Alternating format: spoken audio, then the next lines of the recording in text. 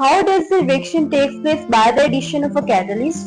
So our today's lecture is about that how the reaction proceeds in the presence of a catalyst. सबसे पहले हम definition देखेंगे. What is the catalyst? A substance that increases the rate of a chemical reaction without itself undergone any permanent chemical change is called a catalyst.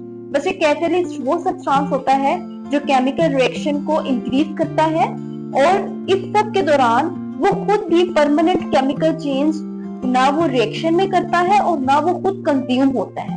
तो देखिए catalyst एक ऐसी species है, एक ऐसा सब्सटेंस है जो रिएक्शन को प्लस पॉइंट देता है, रिएक्शन को फायदा देता है, इंक्रीज करता है, मगर वो उसमें ना खुद यूज होता है ना रिएक्शन में अपना कोई परमानेंट केमिकल चेंज आने देता है.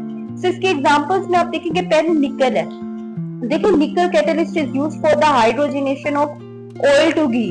जब हम ऑयल से घी की तरफ हाइड्रोजनेशन करते हैं तो निकल कैटलिस्ट यूज होता है. Similarly platinum catalyst is used for the production of sulphuric acid की प्रोडक्शन में प्लैटिनम कैटलिस्ट यूज हो रहा होता है.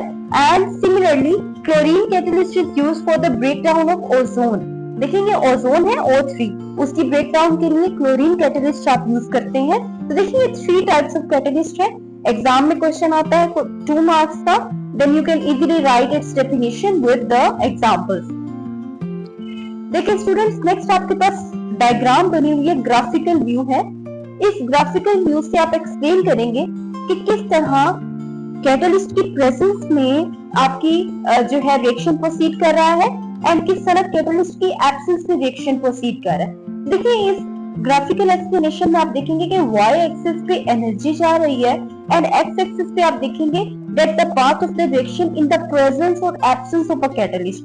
देखिए x एक्सिस पे आप देखेंगे कि किस तरह आप रिएक्शन देखेंगे विदाउट द कैटलिस्ट एंड किस तरह प्रेजेंस ऑफ कैटलिस्ट देखेंगे. अब देखिए एनर्जी में रिएक्टेंट्स की एनर्जी ज्यादा है, प्रोडक्ट्स की एनर्जी कम है. इस ग्राफ में जो फर्स्ट आपका राइजिंग कर्व है वो ब्लैक में आपको शो हुआ होगा. देखिए वो in the absence of catalyst है एंड जो रेड में कर्व है this is in the presence of catalyst. देखिए जो फर्स्ट कर्व है उसकी एक्टिवेशन एनर्जी, उसकी जो हाइट है वो ज्यादा है. इट मींस दैट उसकी एक्टिवेशन एनर्जी ज्यादा है जब कैटलिस्ट नहीं था, ठीक है, और उसकी ट्रांजिशन स्टेट भी हाई लेवल पे अचीव हो रही है. जबकि जो नेक्स्ट कर्व है जो आपको रेड लाइन में रेड मार्कर से शो हुआ है, this transition state is in the presence of a catalyst. ये प्रेजेंस ऑफ कैटलिस्ट की मौजूदगी में ये ग्राफ हमने ये कर्व अटेन किया है. तो इसमें क्या हो रहा है कि इसमें एक्टिवेशन एनर्जी जो है वो लोअर हो गई है, कम हो गई है. तो वाज़ेह डिफरेंस से आप देख सकते हैं कि जब कैटलिस्ट नहीं था तो एक्टिवेशन एनर्जी ज्यादा थी, रिएक्टेंट्स को प्रोडक्ट्स में कन्वर्ट होने के लिए मुश्किल हो रही थी. लेकिन जैसे ही कैटलिस्ट आया उसने स्पीड अप किया, उसने एनर्जी डिक्रीज कर दी और इजीली रिएक्टेंट्स प्रोडक्ट्स में कन्वर्ट हो गए. देखिए ये साइड पे आपको लिखा हुआ नजर आ रहा होगा that in the addition of a catalyst increases the reaction rate because it changes path adopted by the reactants. देखिए कैटलिस्ट के एडिशन से रेट ऑफ रिएक्शन बढ़ जाता है क्योंकि कैटलिस्ट बेसिकली क्या करता है, रिएक्टेंट्स के पाथ को चेंज करता है. देखिए यहाँ पे एन एडिशन ऑफ कैटलिस्ट ने किस तरह रेट ऑफ रिएक्शन इंक्रीज कर दिया, क्योंकि उसने पाथ ऑफ रिएक्शन क्या किया, चेंज किया. मतलब उसने एक्टिवेशन एनर्जी डिक्रीज की. डेल्टा ई यहाँ पे जब कैटलिस्ट ऐड किया था तो डेल्टा ई की वैल्यू भी स्मॉल हो गई थी ना, and delta is basically activation energy. तो ये EA decreases and thus more amount of the more reactants are converted to products. तो इस तरह क्या हुआ, कैटलिस्ट के ऐड करने से ज्यादा अमाउंट में रिएक्टेंट्स जो थे वो प्रोडक्ट्स में इजीली कन्वर्ट हो गए.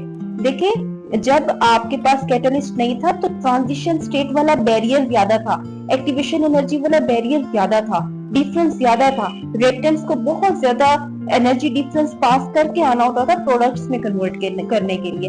लेकिन जैसे ही हमने कैटलिस्ट ऐड किया तो क्या हुआ, बैरियर कम हो गया, तो रिएक्टेंट्स इजीली कन्वर्ट हो गए प्रोडक्ट्स में. तो students this was all about the reaction which takes place by the addition of a catalyst. I hope ये वीडियो आपके लिए यूजफुल रही होगी. वीडियो पसंद आए चैनल को लाइक करें, सब्सक्राइब करें एंड अपने फ्रेंड्स के साथ शेयर करें. मिलते हैं नेक्स्ट वीडियो में जहाँ पे हम कुछ इंपॉर्टेंट टॉपिक्स डिस्कस करेंगे एरोबिक एंड एनारोबिक रेस्पिरेशन के बारे में. And then this chapter is going to an end. So thank you. अल्लाह हाफिज.